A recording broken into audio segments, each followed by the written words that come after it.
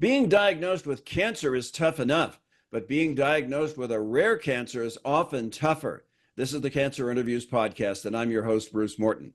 Our guest on this episode is Sarah Bennett of Excelsior, Minnesota. She was diagnosed with neuroendocrine, and with that diagnosis came all the additional obstacles tied to rare cancers. But she has survived, and we're ready to hear her story. So, Sarah, welcome to Cancer Interviews. Thank you, Bruce. I'm glad to be here. And we want to start out the way we always do, and that's to learn a little bit more about you. You have a life outside of cancer. So if you would, tell us a bit about where you're from, what you do for work, and what you like to do for fun. Well, originally I'm from Salem, Oregon, and back in 2022, I ended up moving out here to Minnesota for my daughter, who is now 6, to have a better education. So me and my husband ended up deciding on that. I really don't do anything for work right now. I'm a stay-at-home mom, and I like to crochet, and I enjoy going to antique tractor shows. Now, as for your cancer journey, we all had this juncture in which things went from normal to abnormal. When did you first notice that something wasn't quite right? That would be about October of 2022, kind of towards the end of it. Something, I'm not entirely sure what triggered it or why. But I started getting sick. I started having just vomiting and diarrhea, nothing, water, anything that I was eating just went straight through me or just came right back up. I couldn't function at that point. And I suspect at that point you sought medical attention. I did. I ended up going to the ER when it first started, just thinking I had food poisoning, and it's like, okay, I just need something for the nausea so I can try and get some sleep and get through the night, because I had to work the next day at that time. And they did, they gave me prescription, all that kind of stuff, but I still couldn't. I woke up the next morning, tried going to work. Apparently my coworkers told me I looked like garbage, not even at 50%. So I'm like, cool, glad to know that I feel like garbage and look like garbage kind of thing. So I did that, and then next day I'm like, nope, can't do this. Something isn't right. And because I've had food poisoning before, it's pretty 24-hour kind of thing and you're done. And this just wasn't letting go. And so I went to a different ER out here in Minnesota, and I'm like, hey, what's up? What's going on? This is what I'm dealing with.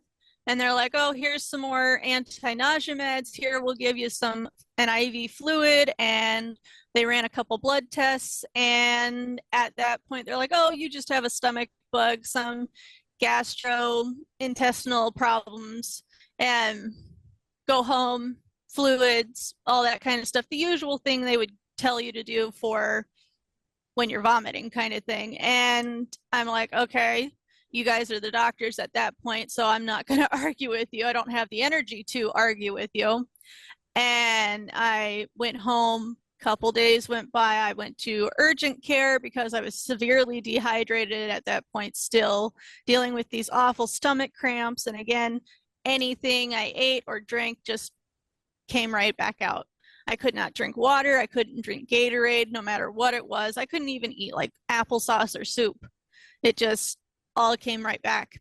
So I went to urgent care. They're like, oh, we'll just do some more tests for you, double check, like run some tests on fecal matter and things like that, making sure that there's nothing too terribly wrong with your intestines. Here's some potassium, your potassium's low, and then here's some more anti-nausea meds, and if it continues or gets worse, just come back or go to the ER.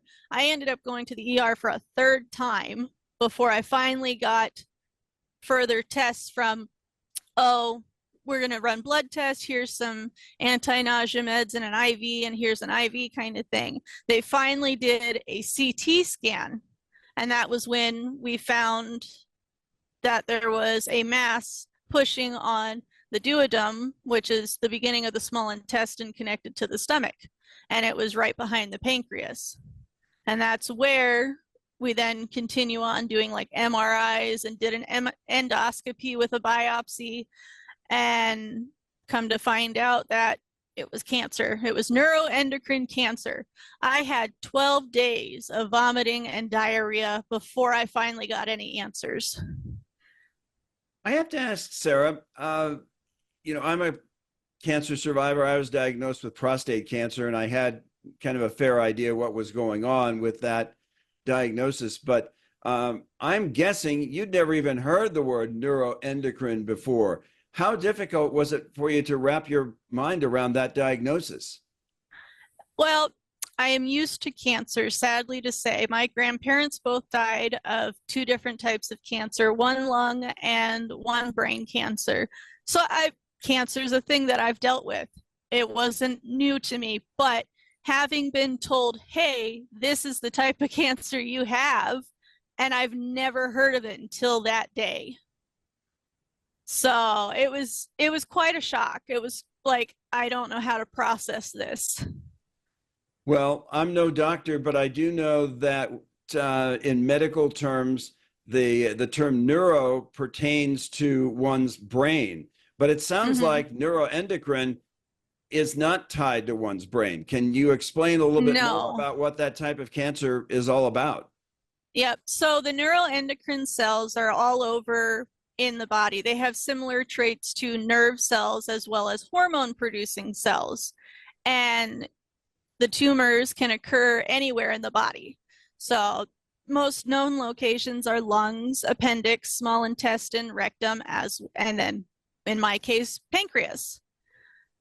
So it varies, and some of them have the neuroendocrine tumors produce excess hormones, which is a functional endocrine tumor, or it is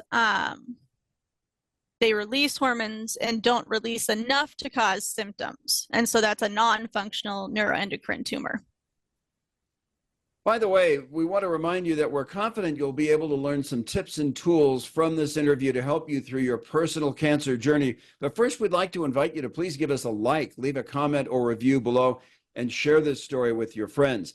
Kindly click on the subscribe button below and click on the bell icon. That way you'll be notified the next time that we post a cancer interview. And if you or a loved one are facing a cancer diagnosis, please click on the link in the description and show notes below to check out our free guide, The Top 10 Things I Wish I Knew When I First Got Cancer. Finally, we want to remind you that on Cancer Interviews, we are not distributors of medical advice. If you seek medical advice, please contact a licensed healthcare professional. Now, to get back to your cancer journey, Sarah, we had talked about the obstacles, the additional hurdles that come with being diagnosed with a rare cancer. Neuroendocrine.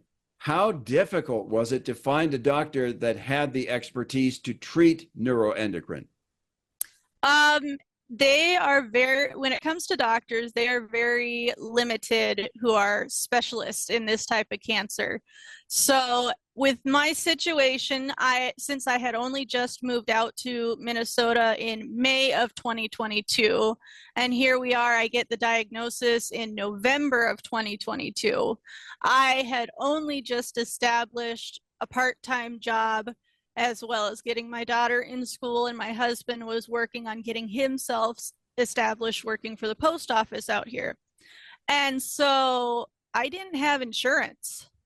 That was part of my issue, is I had Oregon health insurance still, and I didn't have anything for the state of Minnesota. So trying to figure out the best options for treatments and things out here was not going to happen because I could not afford to pay for it.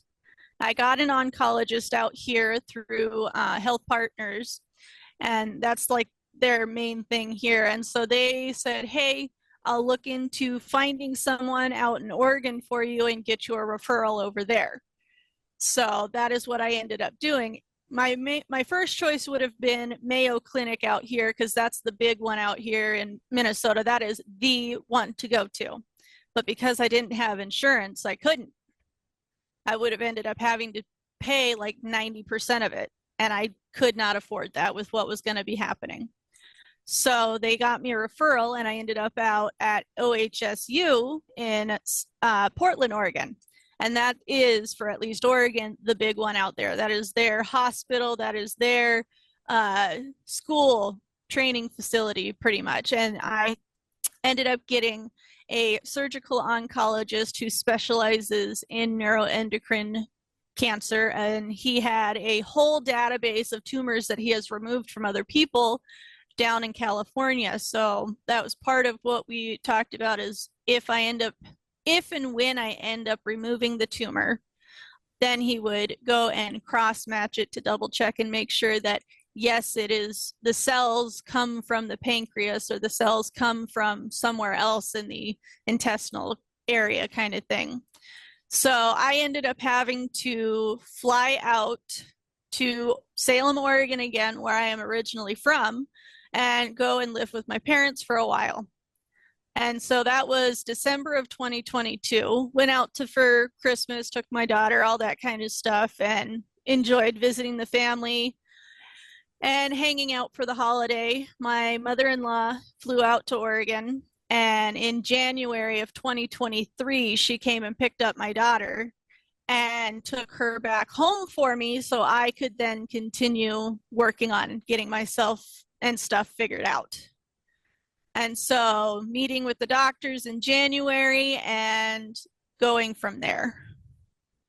OHSU is Oregon Health Science University Yes. in Portland, and as you mentioned, very well thought of, kind of, if not in the same league as the Mayo Clinic, pretty close. That said, knowing that you were going there, did you have confidence that you were going to have a good care team to treat your cancer? Yes, I did. I figured that if I'm going to go somewhere, I might as well go there, because having been from Oregon, I know it is top notch when it comes to all the health stuff and sciences that come behind all of it. Now, you had mentioned the word treatment options a bit earlier.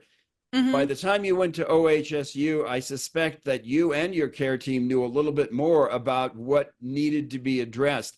That said, did you have treatment options, or did they tell you there was only one way to go? I had treatment options. I had multiple. With the tumor that we discovered behind the pancreas, it was about the size of a lemon at that time. Yeah, exactly. So it's like, okay, here's what we got. Here's what the options are. And I was given, we can do surgery.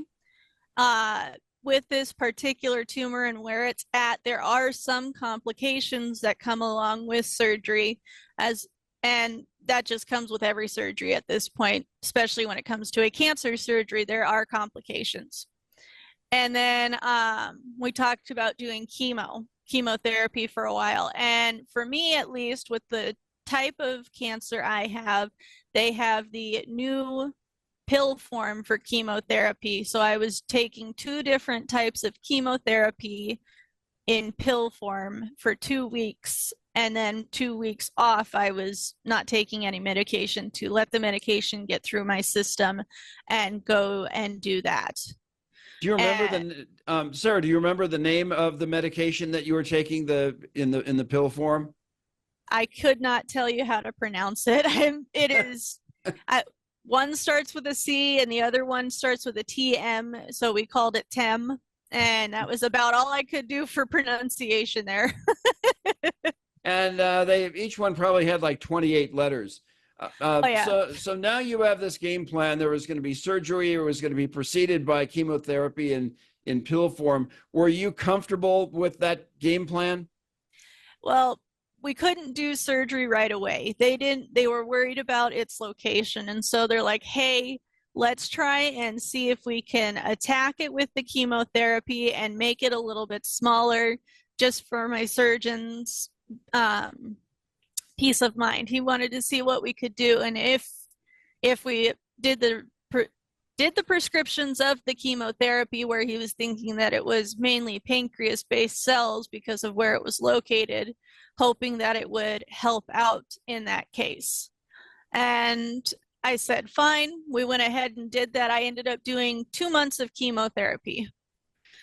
And everybody who goes through chemotherapy says it's unpleasant. It's a matter of degrees depending upon who you talk to and what the medication is. How unpleasant was chemo for you, even if taken orally? It was pretty bad. Like the first week, it wasn't too bad, but the way that the medication affected me, I got these awful back and chest cramps, just some awful pains. And then, of course, the nausea and vomiting that came along with it. And I didn't end up losing my hair. That was one of the benefits of taking it orally, is it was less likely to cause hair loss. But I went ahead and chopped off most of my hair anyway because I didn't want it in my way.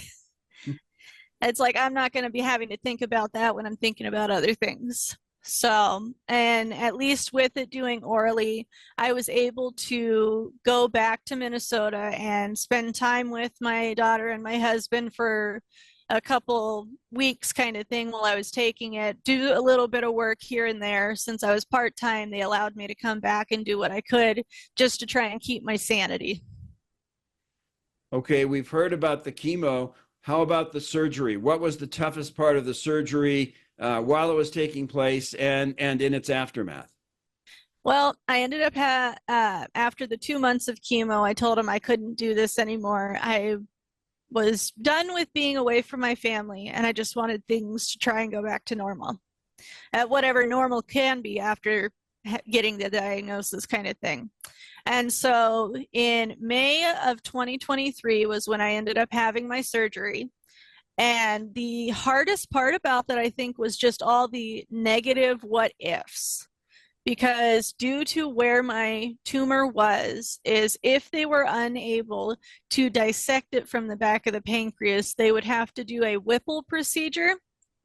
And that entails removing the head of the pancreas and then having to try and reconnect everything to the pancreas so the pancreatic juices and enzymes don't end up eating me in the process. And that's kind of hard because the pancreas is like a sponge. You poke holes in it and it just starts leaking kind of thing. And they didn't want to deal with that. So, but luckily, surgery was successful. No Whipple procedure was needed, and I was able to be in the hospital for about a week and then discharge afterwards. So I was able to, like first couple hours after surgery, once I was actually awake from the anesthesia and everything like that, I was able to get up and walk around.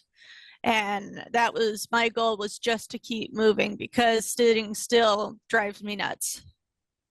Sarah, I have to ask because we talked about at the beginning the additional hurdles that can come the way of anyone diagnosed with a rare cancer. It can be a challenge to find the right care team to treat you. Number one, although it looks like you were able to check that box at OHSU, but Yes. But the other thing is with cancers that have say a higher profile, there are support groups out there that are ready to metaphorically or otherwise take you by the hand and be of support during this time. Mm-hmm. Did you have any sources of support outside of family members? I never found any. I didn't, but then again, I didn't look. I just I was focusing in on me and focusing in on my family that was there. I had so much support from them. I didn't think I needed any extras from an outside source. Okay, that's great. And also on a positive note, I want to get to the point in your cancer journey in which you felt like things were taking a turn for the better, like there was some light at the end of the tunnel. Could you describe what that stage was like when you got to it?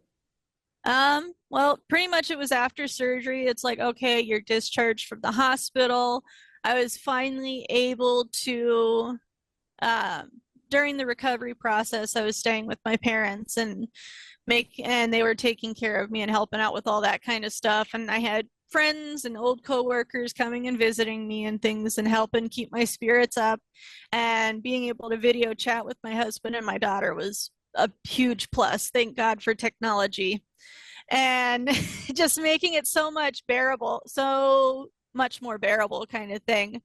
Um, it was after like the first follow-up after surgery with my surgical oncologist that he's like, hey, everything's good, you're good. Surgery was a success. We were able to remove everything, and pretty much at that point he's like, if you want to go home, you're more than welcome to, but just when I call, say you're still in Oregon, because I did another follow-up via phone, and but it's like, dude, I'm done with being here. I want to go home. I want to go back to my kid, my husband. I just want to get back to the normalities of life. Our guest is Sarah Bennett of Excelsior, Minnesota, and she was diagnosed with neuroendocrine, a rare cancer that in her case was located very near the pancreas. Okay, so now let's get to the point, Sarah, in which you have left Oregon, you've come back to Minnesota, and physically at this point, how close are you to 100%? How close are you physically to where you were pre-diagnosis? So in June of 2023, I was finally able to come back to Minnesota and not have to worry about coming back to Oregon for anything that was medical related. And at that point, I got insurance through Minnesota. I got an oncologist out here. I did end up going out to Mayo Clinic just to get established out there so I could, at least if anything else happened, I had them. And the great thing is the team out there for neuroendocrine cancer is a friend of my surgical oncologist out at OHSU. So he was able to refer me over there. Got all that figured out, got back into actually working and taking care of my daughter and keeping up with housework and things like that. For the most part, I think at least I feel physically that I am back to 100% before cancer. I can do just about anything that I could do before, and every once in a while the fatigue hangs around. There are some days where I just hit a wall and it's like I don't want to do much of anything. But So, it sounds like you're close to 100%. And how great does that feel? it's wonderful. It's awesome being able to actually eat food, not have to worry about, am I going to end up throwing up, or do I have to take antacids because of acid reflux that was caused by the tumor? All right, Sarah, we're going to wrap up now. And just as we begin our interviews pretty much the same way, we close pretty much the same way. There aren't a whole lot of people out there who are diagnosed with neuroendocrine, but they are out there. And if you ran into somebody, you had a one-on-one encounter with someone who had just been diagnosed with neuroendocrine, you've gone through the journey and you've dealt with it. So this other individual might have a bunch of questions, but you might have a bunch of answers. If, by way of advice, if there's one thing you'd like to say to that person that you would make sure that it got through, what would you tell them? Support's always a good one, but my biggest thing is listen to your body. Be your own advocate. Doctors know science, but they don't know what you feel and function and how you function every day. Because again, it took me 3-4 different tries to finally get something figured out. And so be your own advocate because no one else is going to be. Make sure you listen to your body and push to tell them, hey, this isn't right. I know this isn't right. Let's run some more tests. Exhaust all your options. Excellent advice. Sarah Bennett, thanks very much for being with us. Thanks for sharing a story that I'm sure if seen or heard by someone diagnosed with neuroendocrine or someone who thinks they might be a candidate for it, that can be extremely valuable information. Sarah, thanks very much for being with us on Cancer Interviews. Of course. Thank you for having me, Bruce. And we want to remind you as we close all the time that if you are in a cancer journey, you are not alone. There are people out there just like Sarah Bennett who have information that can be a tremendous assistance to you as you go through your cancer journey. So until next time, we'll see you on down the road.